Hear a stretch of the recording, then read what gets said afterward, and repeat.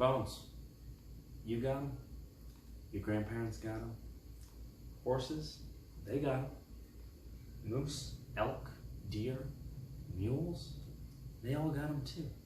Hell, even zebras got them. And guess what? Yep, that's right. Somalian silver dictics, they got them too. Which of course raises the question, do I have them? Well, who knows? But with all these bones laying around, when was the last time you talked about bones? The answer? Right now. It's bone time. Now, the human skull is made up of 22 bones. That's a lot of calcified pieces of hard whitish tissue making up the skeletons of humans and other vertebrates. And do you think I have the kind of time to talk about all these bones? 'Cause yeah, I do. Now, first we'll look at the big four. The frontal, parietal, temporal, occipital, along with their two little friends, the sphenoid and ethmoid. These bones make up what is called the cranial bones. Now, cranial comes from the word cranio, which means skull, more specifically the part of the skull enclosing the brain, as explained in the 1992 song Other Fish by The Far Side, when Booty Brown says, "It took a second to register up in my brainium, my dome, my head, my skull, my cranium." It may also refer to the 1998 party game Cranium, created by Whit Alexander and Richard Tate. So, as this name suggests, the main purpose of these bones is to encapsulate and protect that soft, delicate, fatty sack of nerves up in our noggin that we call the brain. To break these down even further, we can take a look at the occipital bone. Some important features of the occipital bone are the foramen magnum, which is the hole through which the spinal cord enters the brain, and the occipital bone also forms the atlanto-occipital joint with the atlas, which of course is the cervical vertebrae in our spine. The next feature of the cranial bones I'd like to point out can be found in the frontal, ethmoid, sphenoid, and that's it, those three bones. Called perinatal sinuses, these are a group of 4 paired spaces in the skull that have 4 main functions, which include and are completely limited to lightening the weight of the head, humidifying inhaled air, increasing the resonance of speech, and my personal favorite, acting as a crumple zone in the case of facial trauma.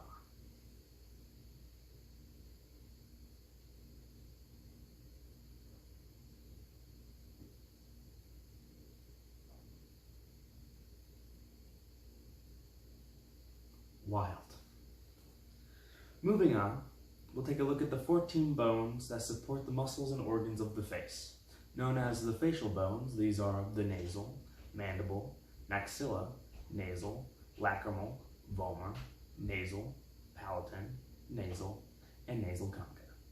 As I said literal seconds ago, the main purpose of these bones is to protect and support the muscles and organs of the face, such as your eyeballs and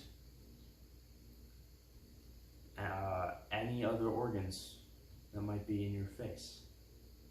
Except that's not all these bones do. An important thing to note is that the mandible is the only bone in the skull that is movable, and it forms the temporal mandibular joint, or TMJ for short. Now, for those of you who are keeping track, you may have noticed there's one bone I haven't mentioned. One bone that eludes your brain that's so hungry for knowledge you do anything for more. And the purpose for this? Well, simple. I've been struggling with sharing something that I hold so dear, a truly deep inner battle within me. But, as the founder of the Spellman Museum of Stamps and Postal History, Cardinal Francis Spellman once said, "If you love something, let that something go. And if that something is a bone, share your bone with the world." So, without any further ado, I would like to introduce to you the bone you've all been waiting for. The bone to end all bones. He's a killer in the streets, lover in the sheets. He's the physical embodiment of charisma and primal desire. That's right, it's the one, it's the only, except for the fact that there's 2 of them. The zygomatic bones.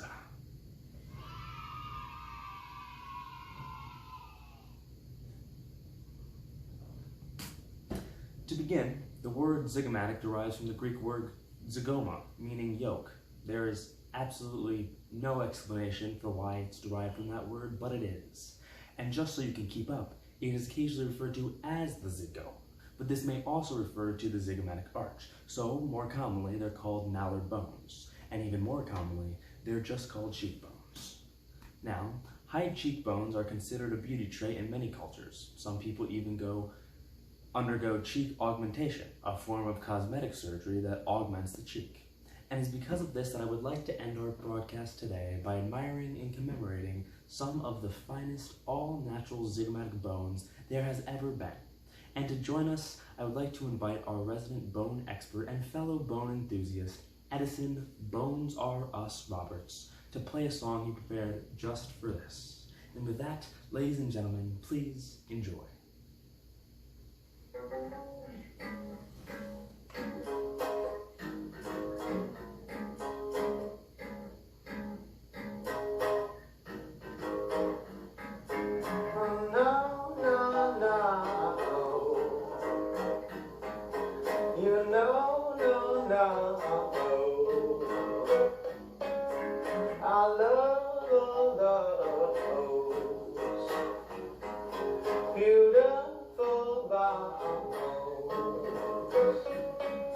I love the fibula and tibia and nice long femur. I love the tosses and the cranium and everything between it. I love the scapulus and sternum and the malleus. I love the mandibular right through the radius. I love these bones, just those bones, no other bones. Oh no, no, no. You know, I love all those beautiful bones. Oh no, no, no. You know, no, no, no, no. I love all those beautiful bones. No, no, no, no. You know I love those bones. You know I love those bones. Wow. Really brings a tear to your eye, doesn't it? Thanks for that, Edison. That was really something special. And with that, I will end today's talk. Now, word on the street is if you aren't careful, I'll keep this up. I'll just keep doing it every single week as if it's part of a, I don't know, weekly upload schedule. So, you better watch out.